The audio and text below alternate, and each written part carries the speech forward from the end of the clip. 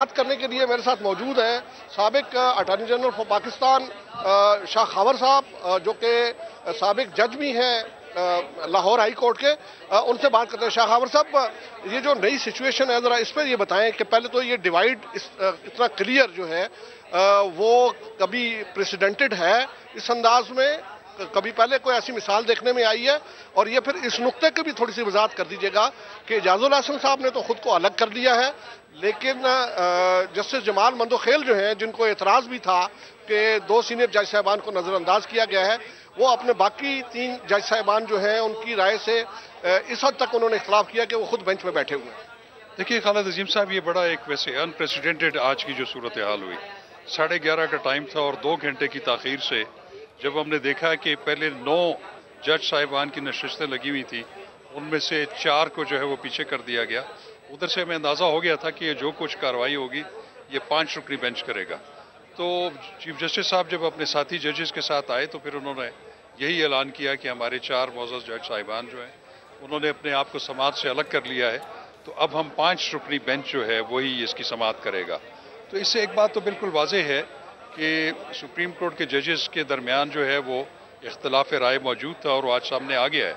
اور جو دوسری آپ نے بات کی کہ جسٹس جمال مندوخیل صاحب جو ہیں انہوں نے ہی اپنا ایک نوٹ لکھا تھا اور اس کے نتیجے میں بھی یہ سب کچھ ہوا اور وہ اس بینچ میں شامل ہیں، تو وہ ان کا پریروگیٹو ہے کہ وہ ان کا شاید تحفظ تھا 1-2 ججز کی جو بینچ میں موجودگی تھی اس کے بارے میں.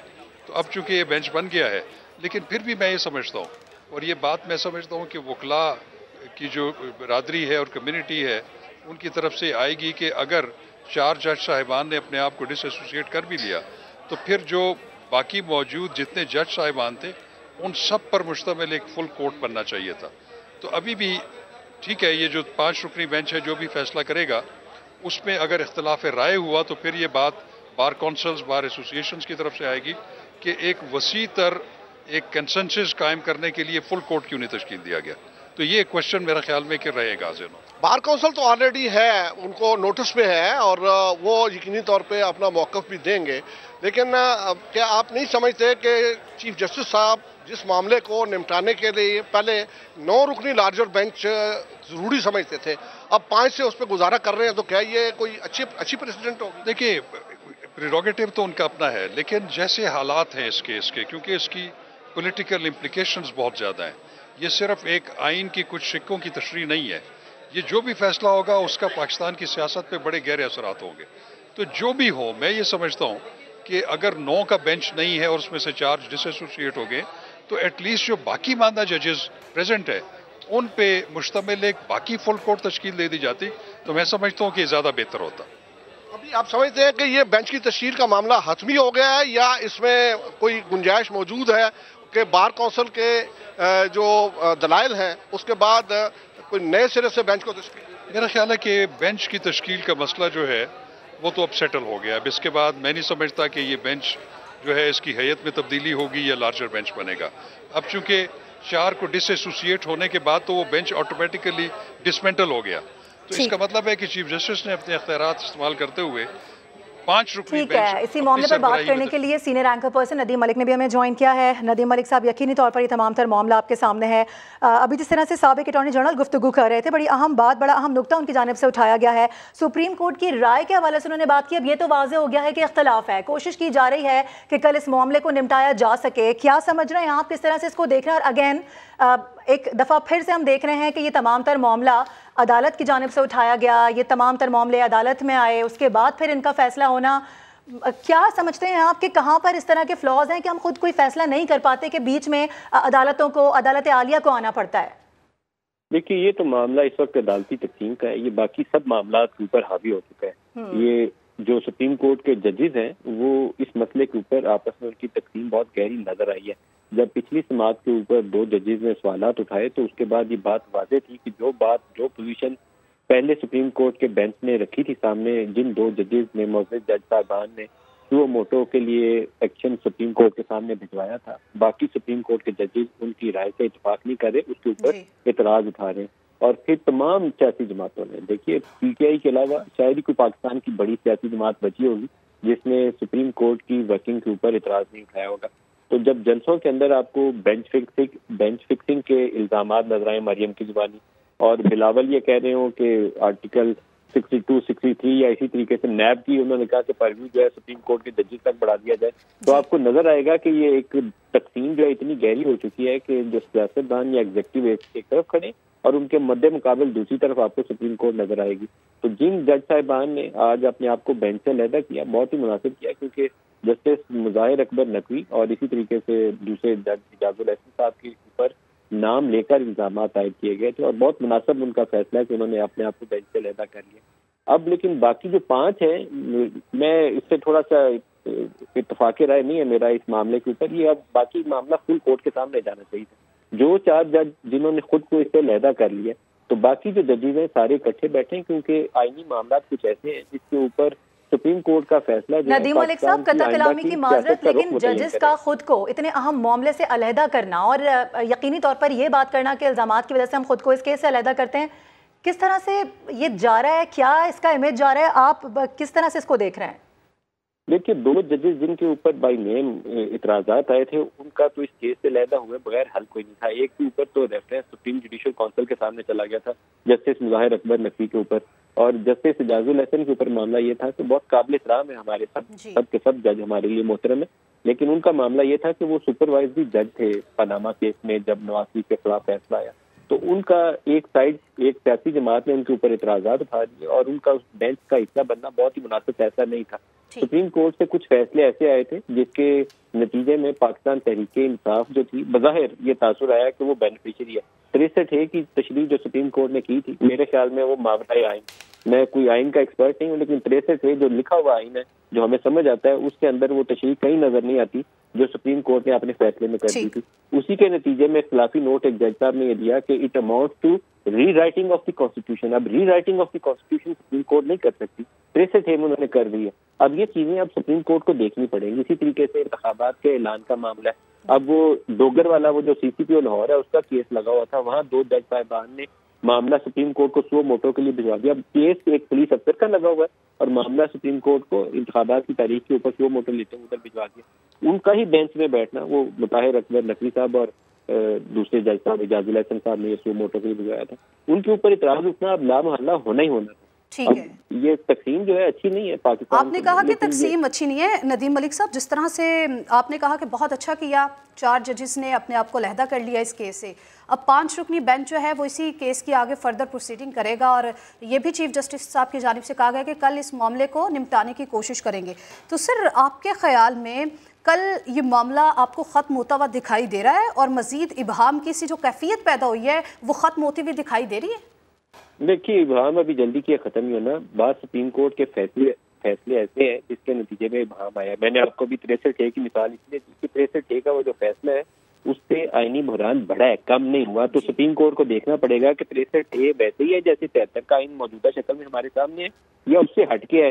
بعض چیزیں ایسی ہیں جو 73 کے آئین کے نیچے یہ 63A والی تشریح جو ابھی ہمارے پاس آئین کی شکل ہے، اس میں تو ایٹ لیسٹ مجھے وہ حضر نہیں ہوتی کہ وہ سپریم کورٹ نے کس روشنی میں وہ فیصلہ کیا تھا کہ جو ووٹ کاؤنٹ ہوگا پارٹی لائن کے خلاف وہ کاؤنٹ ہی نہیں کیا جائے گا جو ووٹ ڈالا جائے گا. یہ تشریح جو تھی اس نے پنجاب والے کرائسس کو بڑھوتا دیا، کمی نہیں کی، اس میں اضافہ کر دیا. اب اصول یہ تھا کہ جو بندہ پارٹی لائن کے خلاف ووٹ کرے گا تو وہ ڈسکوالیفائی ہو جائے گا، اسمبلی کی رکن نہیں رہ سکے گا. یہ بات ٹھیک تھی، یہ لکھا ہوا ہے آئین کے اندر، لیکن یہ کہ اس کا ووٹ ہی کاؤنٹ نہیں ہوگا یہ کہیں لکھا ہوا نہیں ہے. اس لیے سپریم کورٹ کو اس کا بھی جائزہ لینا پڑے گا. انتخابات کا انعقاد 90 روز کے اندر یہ ایک آئینی پابندی ہے، اس کا بھی معاملہ سپریم کورٹ دیکھ رہا ہے. تو ایک سنگل ہیئرنگ کے اندر تو یہ معاملات نہیں نبٹنے والے، لیکن بینچ کی تشکیل 9 کے اوپر ابھی بھی میں دوبارہ کہوں گا کہ سپریم کورٹ کو بڑے بینچ کی طرف جانا چاہیے. ایٹ لیسٹ 11 ممبر بینچ کی طرف جائیں. یہ 4 جج صاحبان جنہوں نے خود کو اپنے آپ کو علیحدہ کیا، 2 کے اوپر تو اعتراض تھا، باقی 2 کے اوپر اعتراض نہیں تھا، لیکن 4 علیحدہ ہوئے. تو اب 11 ممبر ایٹ لیسٹ بیٹھے فل بینچ کی طرف اس معاملے کو جانا چاہیے. جس طرح سے آپ نے ہائی لائٹ کی ہیں تمام ایشوز کو، اور جس طرح سے آپ نے کہا ہے کہ اب اس معاملے کو بھی دیکھنا ہے کہ 90 دن کے اندر اندر الیکشن کرانا ہے، اور معاملہ بھی یہی ہے. لیکن آپ کے خیال میں جس طرح سے حکومت کی طرف سے اعتراض کیا گیا تھا 2 ججز کے اوپر، اور کہا گیا تھا کہ وہ تو پہلے ہی اپنا مائنڈ میک کر چکے ہیں، تو وہ علیحدہ نہیں ہوئے اس بینچ سے، وہ اس بینچ میں موجود ہے. 5 رکنی بینچ جو ہے وہ اس معاملے کو اگر نمٹاتا ہے، جو فیصلہ آتا ہے 90 روز الیکشن کا، تو اس کے اوپر آپ کو لگتا ہے کہ گورنمنٹ اس کو اتنی آسانی سے قبول کر لے گی؟ دیکھیے جن دو ججز کے اوپر اعتراض اٹھایا گیا تھا وہ اب اس بینچ کا حصہ نہیں ہے. وہ دونوں جج مظاہر علی اکبر نقوی اور جسٹس اعجاز الحسن، دونوں نے خود کو جو 4 ججز علیحدہ ہوئے اس میں وہ 2 جج بھی علیحدہ ہو چکے ہیں. اب یہ 5 رکنی بینچ ہے. لیکن مسئلہ یہ ہے کہ جب آپ نے ایک آئینی مسئلہ جس کے اوپر سیاست میں بڑی گہری تقسیم ہے، تحریک انصاف ایک طرف کھڑی ہے اور پیپلز پارٹی، پاکستان مسلم لیگ نواز، JUI اور ان کی اتحادی 13 جماعتیں دوسری طرف کھڑی ہیں. اب یہاں پر سپریم کورٹ کو بڑے لارجر بینچ کی طرف جانا چاہیے جو ایٹ لیسٹ 11 ممبرز ہونا چاہیے تاکہ آئین کی ان شکوں کے اوپر جن کے اوپر سوال ہے اس کی بڑے واضح قسم کا ڈسیزن آ سکے. 5 رکنی کے اوپر کل دوبارہ سوال اٹھے گا، اس لیے انہیں فل کورٹ بڑی عدالت کی طرف جانا چاہیے. تو میں تو اس نقطے کے اوپر زیادہ زور دوں گا کہ کل جب عدالت بیٹھے تو اس کو ریکانسٹیٹیوٹ جب انہوں نے بینچ کو کرنا ہی ہے 4 ججز کے علیحدہ ہونے کے بعد تو اس کو فل کورٹ کی طرف لے گا. فل کورٹ سے یہ ہوگا کہ وہ متنازع نہیں رہے گا. جتنی زیادہ ججز کی آراء اس کے اندر آئیں گی اتنا زیادہ وہ قابل قبول ہوگا تحریک انصاف کے لیے بھی، پاکستان مسلم لیگ نواز کے لیے بھی اور پیپلز پارٹی کے لیے. تو ندیم ملک صاحب یعنی آپ یہ کہہ رہے ہیں کہ جو فل کورٹ کی طرف اگر یہ معاملہ جاتا ہے تو پھر کسی کو بھی اس پہ اعتراض نہیں ہوگا اور یہ جو معاملہ ہے یہ بڑا خوش اسلوبی سے حل ہو جائے گا؟ بظاہر میرا تاثر یہی ہے کیونکہ اس کو محدود نہیں کرنا چاہیے اس بینچ کو. اس کو آئین کی تشریح کرنی ہے نا انہوں نے. آئین کی بھی وہ شکیں جس کے اوپر. ٹھیک ہے، ندیم ملک صاحب ہمارے ساتھ موجود ہیں اور اپنے ناظرین کو ایک مرتبہ ہم پھر سے بتا دیں کہ اس وقت کمرہ عدالت میں دلائل دینے کا سلسلہ جاری ہے. چیف جسٹس کی سربراہی میں 5 رکنی بینچ سماعت کر رہا ہے. بینچ میں جسٹس جمال مندوخیل اور جسٹس منصور علی شاہ شامل ہیں جبکہ جسٹس منیب اختر اور جسٹس محمد علی مظہر بھی بینچ کا حصہ ہیں. آپ کو بتا دیں کہ جسٹس اطہر من اللہ اور جسٹس اعجاز الحسن بینچ سے الگ ہو گئے ہیں. جسٹس مظاہر نقوی اور جسٹس یحییٰ آفریدی بھی اب بینچ کا حصہ نہیں رہے ہیں. گورنر اسمبلی تحلیل کرنے کے پابند تھے لیکن انہوں نے نہیں کی. علی ظفر کی جانب سے دلائل دیتے ہوئے بتایا گیا اور ساتھ ہی آپ کو بتا دیں کہ یہ بھی کہا گیا کہ گورنر پنجاب نے نگراں وزیر اعلیٰ کے لیے دونوں فریقین سے نام مانگے ہیں. ناموں پر اتفاق رائے نہ ہوا تو الیکشن کمیشن نے وزیر اعلیٰ کا انتخاب کیا. ٹھیک ہے ندیم ملک صاحب، اب ساری سچویشن جو ہے وہ آپ کو کیا بنتی ہوئی دکھائی دے رہی ہے؟ کیا 90 دن میں الیکشنز ہو جائیں گے؟ ممکن ہے؟ یہ ابھی سوالیہ نشان ہے لیکن یہ کیس جو ہے اس حل کی طرف ہمیں لے جا سکتا ہے جس کی طرف تمام سیاسی جماعتوں کی خواہش تو ہوگی کہ حل ہو جائے لیکن وہ خود سے اپنے سے حل کرنے کی کوشش یا تو کرنے پہ آمادہ نہیں ہے تو یا اس معاملے کے اندر ان کی داخلی تقسیم جو ہے سیاسی جماعتوں کی وہ آڑے آ رہی ہے. اصول تو یہ ہونا چاہیے تھا کہ ایک آل پارٹیز کانفرنس ہوتی جس میں پارٹی ہیڈ بیٹھے، نون لیگ اور پاکستان پیپلز پارٹی اس وقت حکمراں اتحاد کی جانب سے اور دوسری طرف پاکستان تحریک انصاف بیٹھی ہوتی اور ایک لیکن ندیم ملک صاحب آپ کے اسی پوائنٹ پر میں یقینی طور پہ ایڈ آن کرنا چاہوں گی کہ آپ آل پارٹیز کانفرنس کے حوالے سے بات کر رہے ہیں. اس کیس کو اگر ہم ہٹا کے بھی بات کریں تو بہت دفعہ آل پارٹیز کانفرنس کال کی گئی ہے لیکن ایک آدھ پارٹی ایسی ہوتی ہے جو ہمیشہ سے منع کر دیتی ہے. جب ایک پیج پر آنے کو کوئی تیار نہیں ہے تو ملک کے معاملات حل کس طرح سے ہوں گے؟ پھر دیکھیے یہی سیاست کی ناکامی ہے جب سیاستدان اپنے معاملے خود حل نہیں کرتے یا پارلیمان کے اندر جو چیزیں حل طلب ہیں وہ پارلیمان میں حل ہونے کی بجائے کسی عدالت کے سامنے لگ جائیں تو پھر اس طرح کی سچویشن پیدا ہوتی ہے.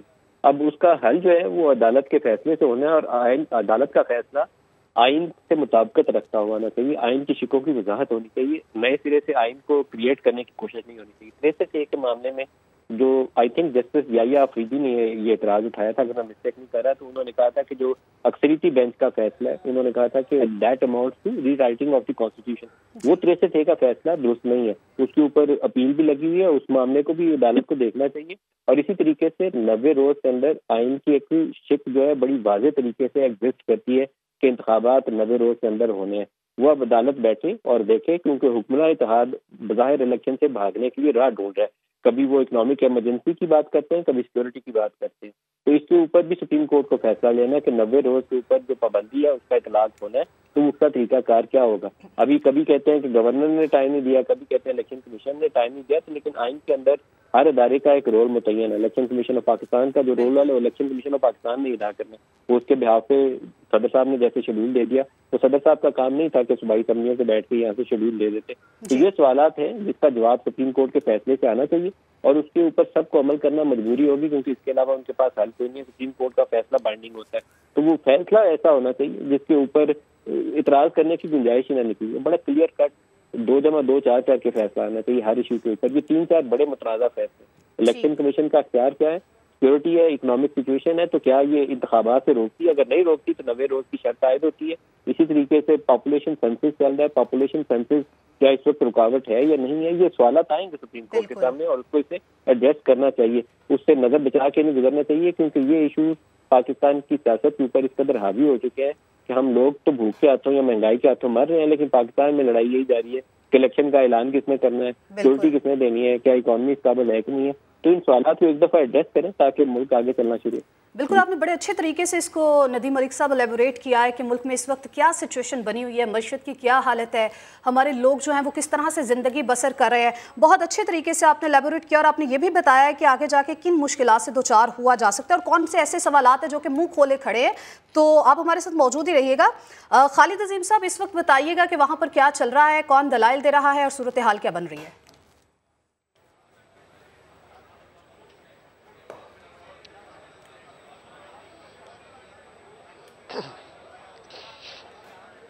عدالت کے باہر کیا صورتحال ہے، وہاں پر کون دلائل دے رہا ہے، اس حوالے سے جاننے کی کوشش کریں گے. ابھی اپنے ناظرین کو بتاتے چلے کہ چیف جسٹس کی سربراہی میں 5 رکنی بینچ سماعت کر رہا ہے. بینچ میں جسٹس جمال مندوخیل اور جسٹس منصور علی شاہ شامل ہیں. جسٹس منیب اختر اور جسٹس محمد علی مظہر بھی بینچ کا حصہ ہیں، جبکہ جسٹس اطہر مین اللہ اور جسٹس اعجاز الاحسن بینچ سے الگ ہو گئے. جسٹس مظاہر نقوی اور جسٹس یاحییٰ آفریدی بھی بینچ کا حصہ نہیں رہے. گورنر اسمبلی تحلیل کرنے کے پابند تھے، لیکن انہوں نے